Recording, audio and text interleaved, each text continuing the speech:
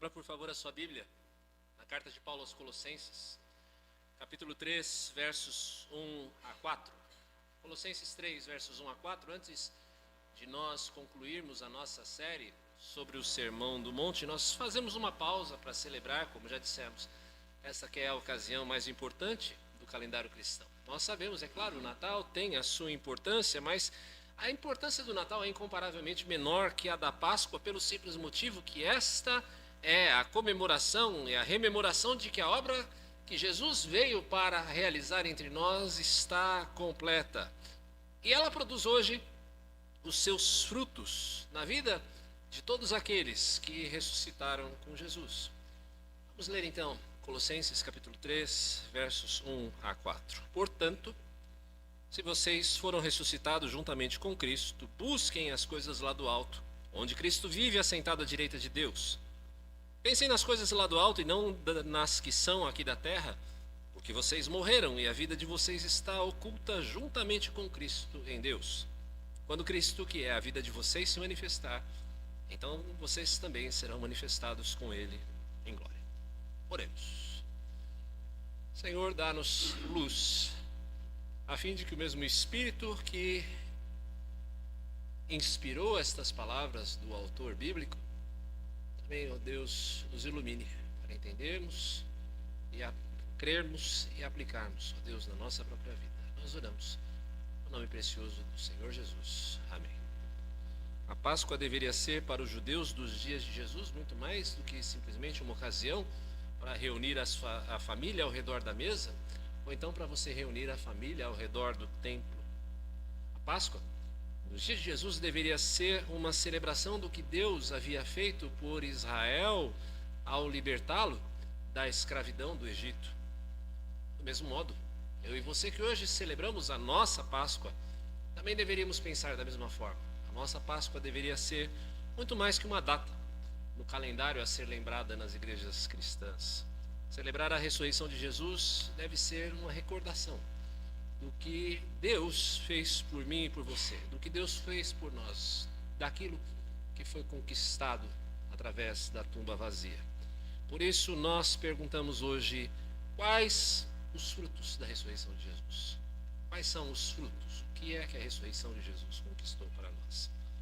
Colossenses, a carta a qual nós abrimos hoje, é a carta da supremacia de Cristo.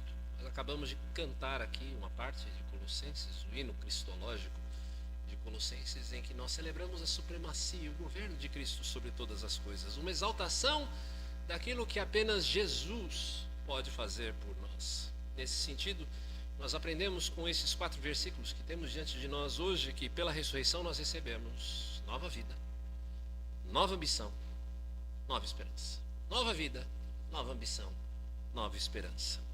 Falemos primeiro de uma nova vida. No verso 3, Paulo afirma que os colossenses estavam mortos. Ele diz taxativamente, porque vocês morreram. A doutrina espírita de Allan Kardec afirma, é claro, equivocadamente, que os mortos podem escrever cartas aos vivos. Mas nunca se ouviu falar que os vivos escrevessem aos mortos e que os mortos lessem, pelo menos. O que é que o apóstolo Paulo então quer dizer aqui quando diz vocês morreram? Nós sabemos que a doutrina cristã afirma de uma maneira taxativa para cada um de nós que o ser humano, eu e você, nós nascemos mortos nos nossos delitos e pecados. É o que o próprio Paulo nos lembra na carta aos Efésios, que aliás contém muito do material de Colossenses. Elas são chamadas de cartas irmãs, muito provavelmente entregues na mesma ocasião, quando Paulo estava preso em Roma.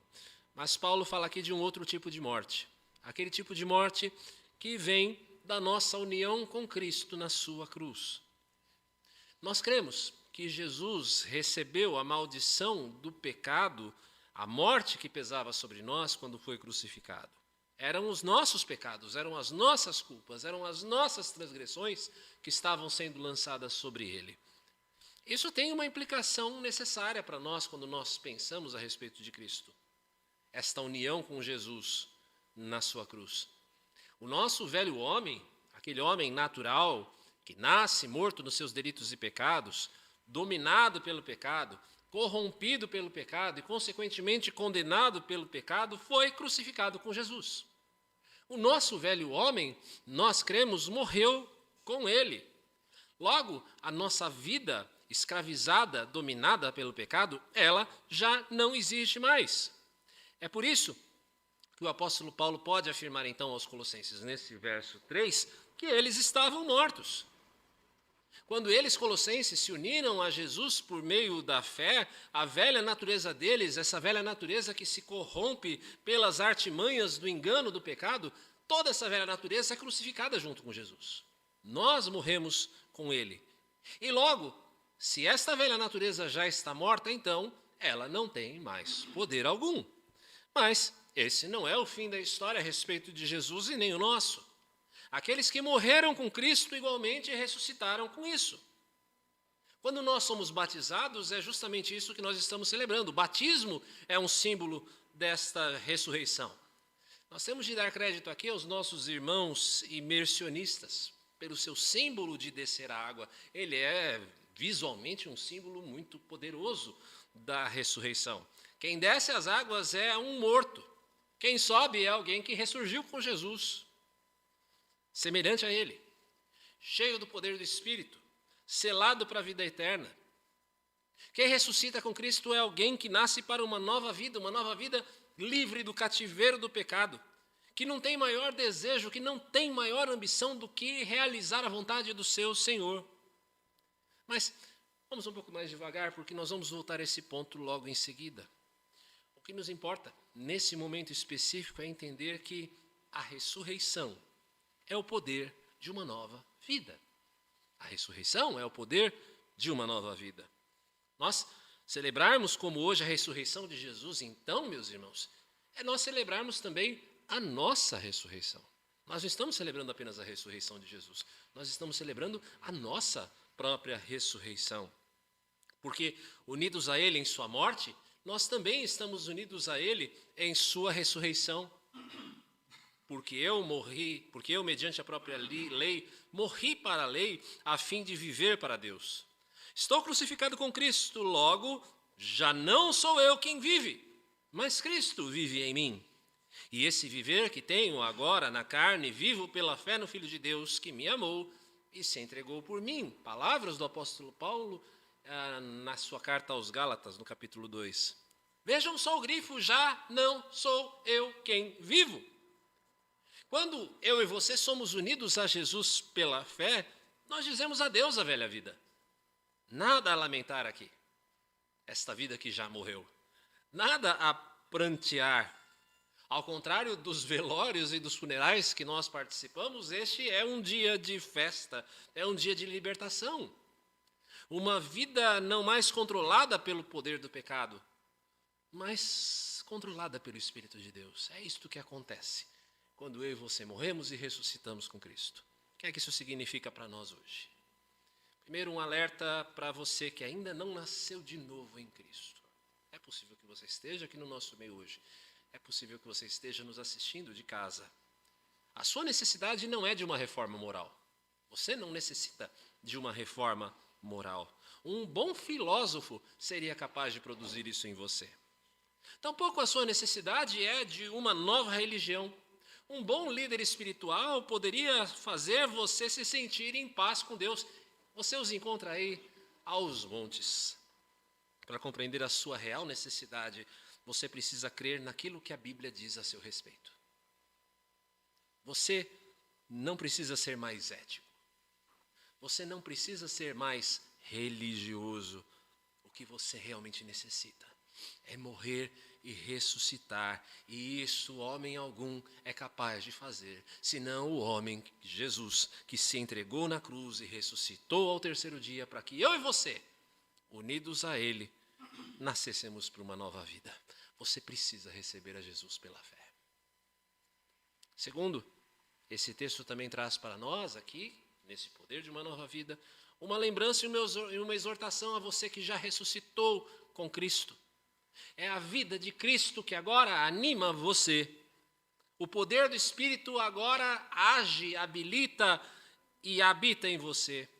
Você tem a sua consolação de que mesmo que você passe pela primeira morte, aquela morte que todos os mortais passarão até que Jesus venha, você de maneira nenhuma vai experimentar a segunda morte no inferno. Você já morreu. Você já foi ressuscitado com Cristo. A condenação que pesava sobre você, a maldição do pecado, o velho homem já encontrou o seu fim em Jesus. Aproprie-se então de uma vez por todas da vida que Ele te deu. Viva no poder do Espírito, no poder de uma nova vida. Agora Paulo traz nesta mesma carta uma outra provocação. No capítulo 2.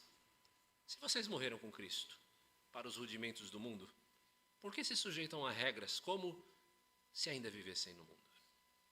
É essa a pergunta de Paulo que nós pretendemos responder a seguir. O poder da ressurreição produz em nós uma nova ambição. O poder da ressurreição produz em nós uma nova ambição.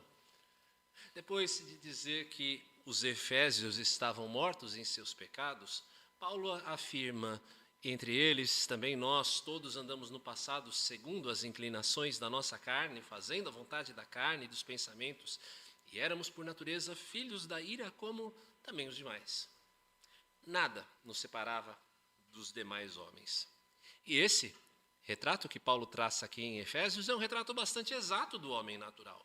O interior corrompido do homem natural dá o seu fruto. A cobiça do coração dá a luz ao pecado. E o pecado gera a morte, de forma que nós servimos o pecado como escravos. Nós éramos escravos do pecado. Mas o que é que nós acabamos de dizer acerca do velho homem? O que é que nós acabamos de falar a respeito deste velho homem? Ele foi crucificado com Cristo. Ele está morto. Quem morreu com Cristo e ressuscitou com Ele, meus irmãos, já não é mais escravo da carne, mas já chegou a uma nova posição. Mas graças a Deus, diz Paulo no 6º capítulo de Romanos, graças a Deus que, tendo sido escravos do pecado, vocês vieram a obedecer de coração à forma de doutrina que foram entregues. E uma vez libertados do pecado, foram feitos servos da justiça. Eu e você fomos libertos pela ressurreição para uma finalidade. Para nós sermos servos de Cristo e da sua justiça. E nisto consiste a verdadeira liberdade dos filhos de Deus. Servir a Cristo. Uma velha história a respeito de Abraham Lincoln o descreve visitando um leilão de escravos antes de ganhar destaque, ainda como um advogado, e se tornar o presidente dos Estados Unidos. De acordo com essa história, Abraham Lincoln entrou num leilão de escravos e ficou sentado na parte de trás e notou uma mudança na atmosfera quando várias moças negras jovens entraram na sala. Estava bastante claro para Lincoln qual era a finalidade dessas moças. A primeira escrava, então, foi leiloada e os lances se inundaram, cada lance recebido com aplausos. Lincoln, sentindo-se enojado por aquilo que viu. Então, do fundo da sala, ele faz uma oferta em voz alta e silenciou a multidão no processo. Por quê? Porque a oferta foi muito mais alta do que o preço de mercado daquela escrava e muito além do que qualquer pessoa ali estava disposta a pagar. A multidão ficou atordoada. Que tipo de homem pagaria tanto dinheiro por uma escrava? Não fazia sentido. A escrava parecia apavorada, assustada com a perspectiva do que tal mestre faria, já que pagou tanto por ela. O leiloeiro fechou os lances, então apontou a escrava em direção ao homem que havia comprado, Lincoln. Quando ela se aproximou, Lincoln olhou-a nos olhos e simplesmente disse: "Mocinha, você está livre." A multidão, então, se aproximou totalmente perplexa e ela perguntou o que é que essas palavras queriam dizer.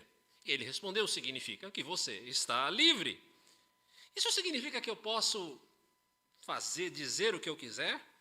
E Lincoln disse: sim, você pode dizer tudo aquilo que você quiser. Isso quer dizer que eu posso fazer tudo aquilo que eu quiser? E Lincoln disse: sim, você pode fazer tudo aquilo que você quiser. Mas, Senhor, eu posso ir para onde eu quiser? E Lincoln disse: sim, você está livre, você pode ir para onde quiser. Então a mocinha parou por um instante, absorvendo tudo, e entre lágrimas disse: então, eu quero ir com você. Se você perguntasse a qualquer cristão sobre a sua decisão de seguir Jesus, cada pessoa teria uma história única para contar.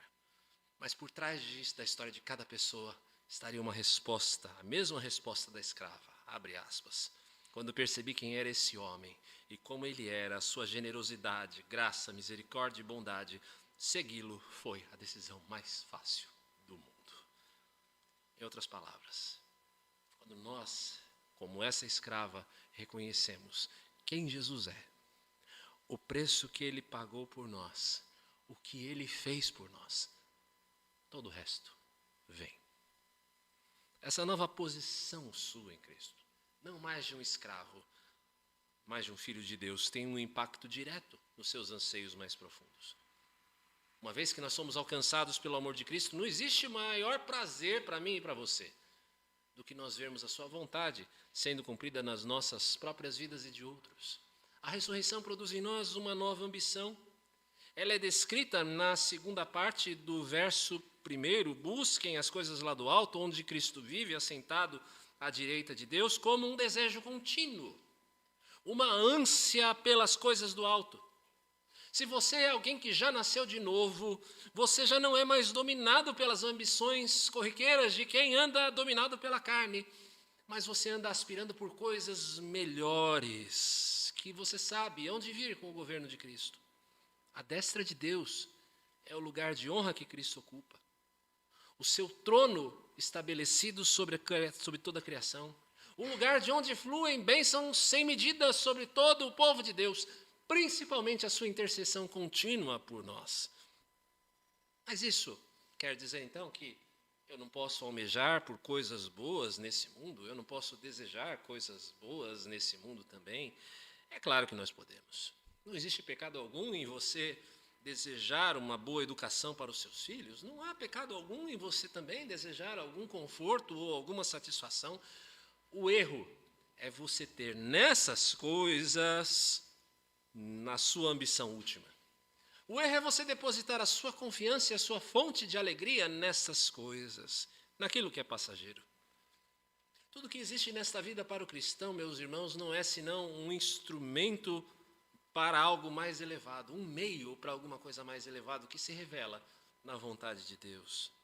Um discípulo de Jesus Cristo, já que temos falado tanto a respeito de discípulos de Jesus, um discípulo de Jesus vai ter sem desejo por acumular mais bens, não para si mesmo, mas para ser uma fonte de bênçãos para aqueles que estão em necessidade.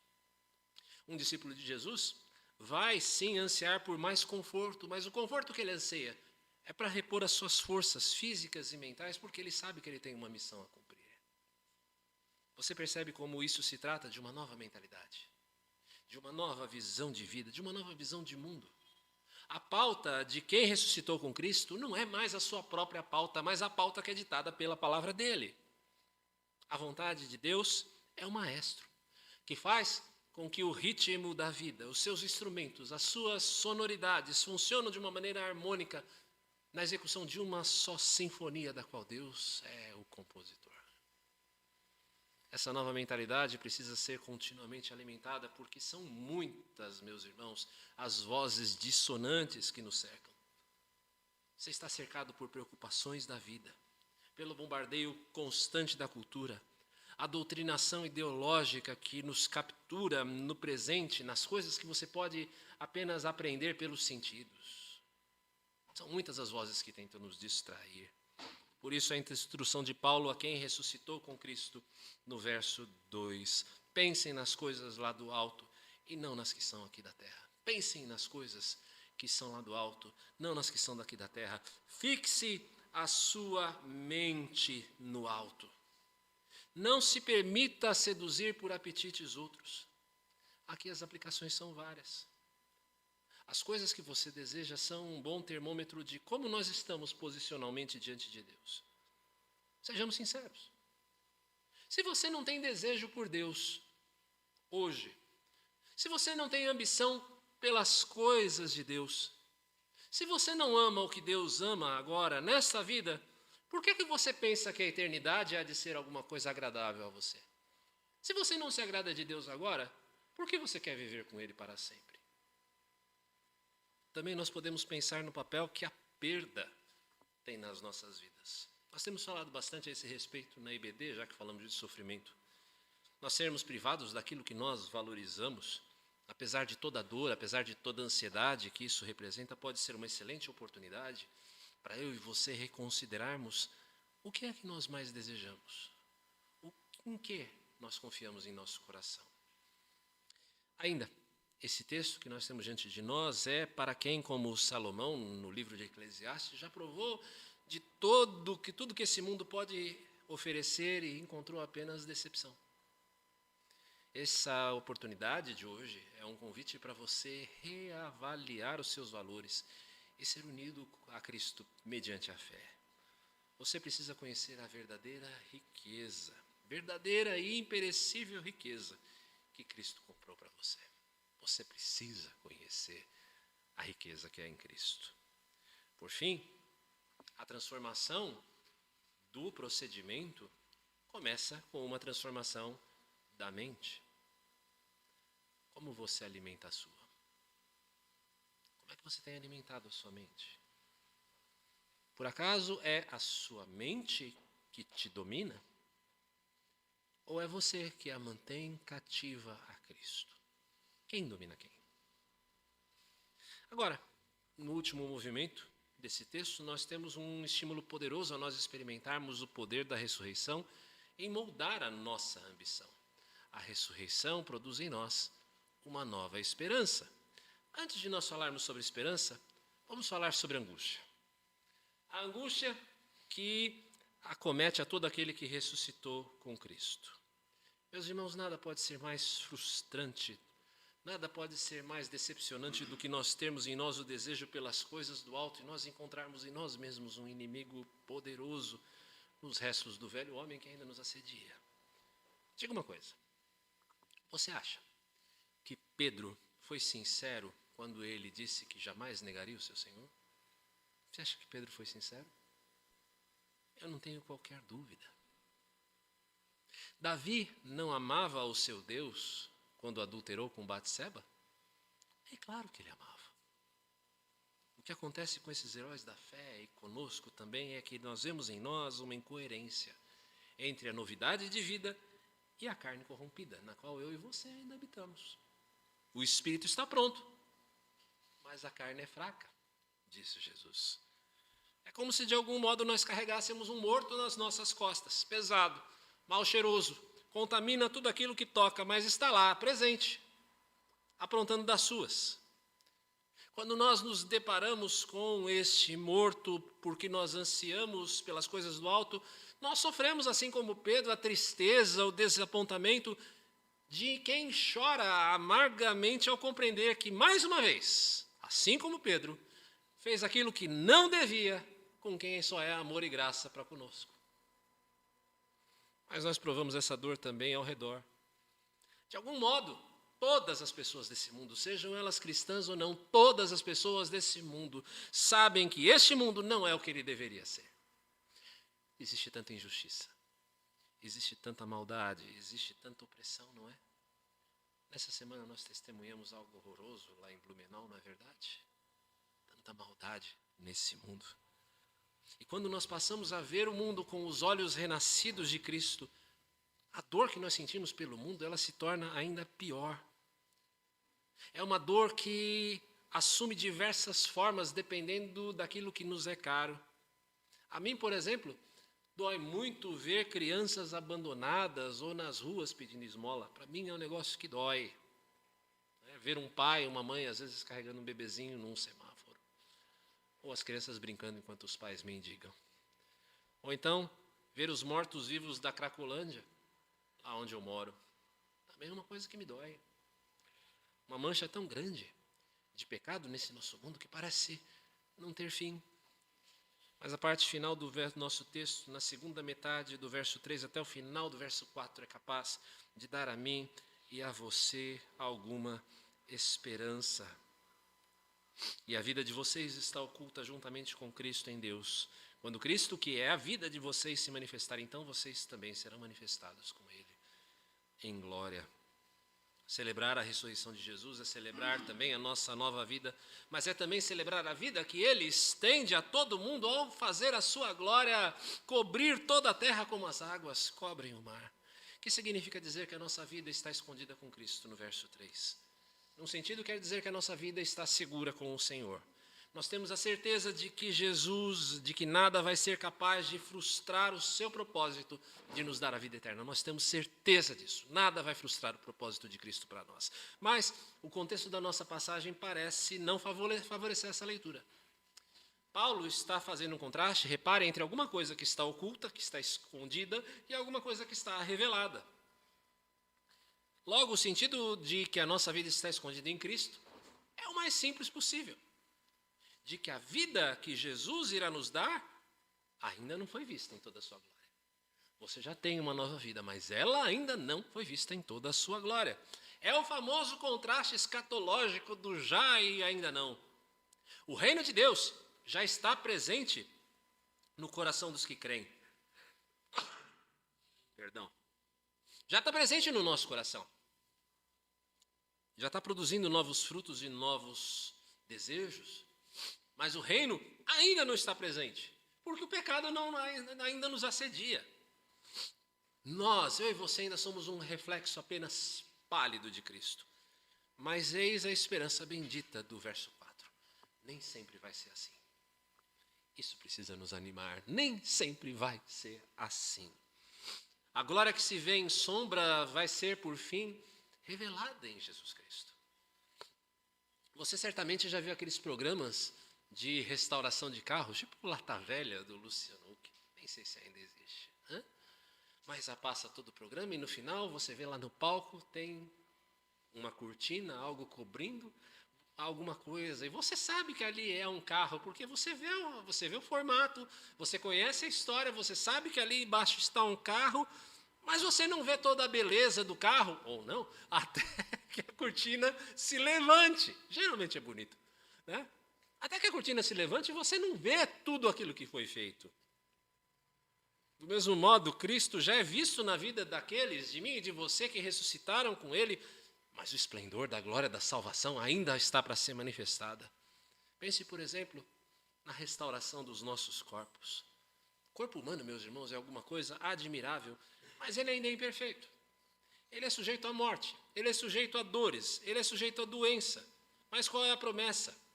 A promessa para nós é de que quando Cristo se manifestar, todos nós, todos os que creem, ressuscitaremos com corpos incorruptíveis, sobre os quais a morte, a doença, o pecado não tem mais qualquer domínio. A nossa vida ainda está para ser manifestada. Que se dirá do coração?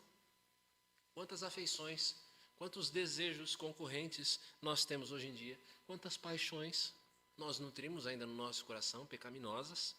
Mas nós temos uma promessa firme: um só coração, uma só alma, um só amor, fidelidade completa de todo servo de Cristo. E esse mundo?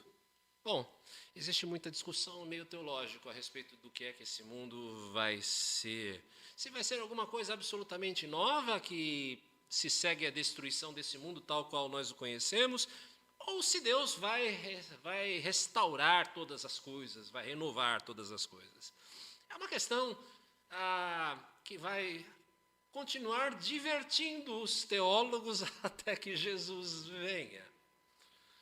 O que se sabe é que aquilo que está por vir é algo que nunca se viu, nem mesmo nos dias de Adão e Eva.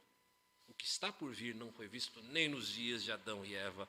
Uma realidade em que o pecado não apenas não existe, como ele é mesmo impossível. Que consolo maravilhoso, meus irmãos. Que consolo maravilhoso. Eu tenho dito a vocês que o cristão precisa ser profundamente pessimista em relação a esse mundo. Nada que um homem possa fazer vai criar um paraíso terrestre de justiça. Nós sempre vamos tropeçar nas nossas próprias pernas. Agora, o cristão também precisa ser profundamente otimista. Esse mundo não é ainda o que ele deveria ser, mas ele o será. Você ainda não é o que você deveria ser, mas você o será. Virá o dia em que nós também seremos algo novo, algo jamais visto. E isto porque Jesus ressuscitou. O que está por vir é um fruto da ressurreição de Jesus.